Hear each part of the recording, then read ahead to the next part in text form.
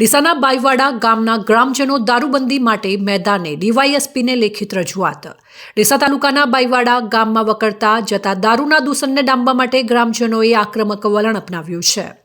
ગામમાં ચાલતા દેશી દારૂના ઉત્પાદન અને વિદેશી દારૂના વેચાણને સદંતર બંધ કરાવવા માટે આજે ગ્રામજનો દ્વારા ડીસા ડીવાયએસપીને લેખિતમાં રજૂઆત કરી કડક કાર્યવાહીની માંગ કરવામાં આવી છે। પ્રાપ્ત વિગત અનુસાર બાઈવાડા ગામમાં મોટા પાયે ચોરી છુપીથી દેશી દારૂ ગાળવામાં આવે છે અને વિદેશી દારૂનું વેચાણ પણ થાય છે।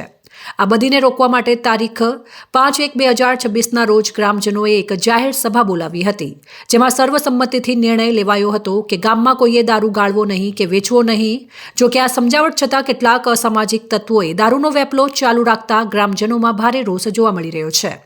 ગ્રામજનોએ પોતાની રજૂઆતમાં ગુજરાતના ડીજીપીના તાજેતરના 15/3/2025ના પરિપત્રનો પણ ઉલ્લેખ કર્યો છે, જેમાં જણાવ્યું છે કે પ્રોહિબિશન અને જુગાર જેવી પ્રવૃત્તિ કરનારા તત્વોને ગુંડા ગણી તેમની વિરુદ્ધ 100 કલાકમાં અસરકારક શિક્ષાત્મક કાર્યવાહી કરવી।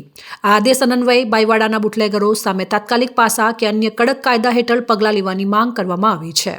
બાઈવાડા ગામમાં દેશી દારૂની ભટ્ટીઓ કાયમી ધોરણે બંધ કરાવવી, વિદેશી દારૂનું વેચાણ કરતા શખ્સો સામે કાયદેસરની કાર્યવાહી કરવી, ગામના યુવાધનને બરબાદીથી બચાવવા માટે પોલીસ દ્વારા સતત પેટ્રોલિંગ વધારવું જોઈએ તેમ માંગ કરી છે। આ ઉપરાંત ગામના આગેવાનોએ ચીમકી ઉચ્ચારી છે કે જો વહેલી તકે આ અડ્ડાઓ બંધ નહીં થાય તો ગ્રામજનો આગામી સમયમાં ગાંધી ચિંધ્યા માર્ગે આંદોલન કરવાની પણ તૈયારી રાખી રહ્યા છે। અમે 2 દિવસ અગાઉ અમારા ગામની અંદર જે દેશી ઇંગ્લિશ દારૂનો જે વેચાણ થાય છે તે નિમિત્તે અમે પોલીસ સ્ટેશન આવી રૂરલ આવેદનપત્ર પાઠવેલું હતું।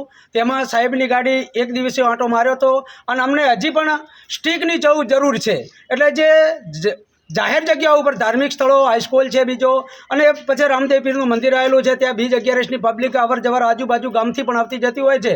અને જે બુટલેગરો છે જે ગામની અંદર તો અને જાહેર સ્થળમાં અંદરની જગ્યાએ જે ઝાડીઓ છે બાવળી ત્યાં બેસીને વેચાણ થતું હોય છે। એટલે અમે સરકાર પાસે એક અપેક્ષા રાખીએ છીએ કે અમારા ગામની અંદર આ વ્યસન મુક્તિ એટલે દારૂબંધી બિલકુલ સદંતરે બંધ થવા જોઈએ। તે હેતુથી અમે સાહેબને ડીસા રૂરલ પોલીસ સ્ટેશનમાં પણ આવેદનપત્ર આપેલું હતું અને આજ ડીએસપી સાહેબની ઓફિસે આવી અને અમે સમગ્ર ગ્રામજનોએ સમગ્ર સમાજે 18 આલમે સાથે થઈ અને આવેદનપત્ર આપવા આવેલા છીએ।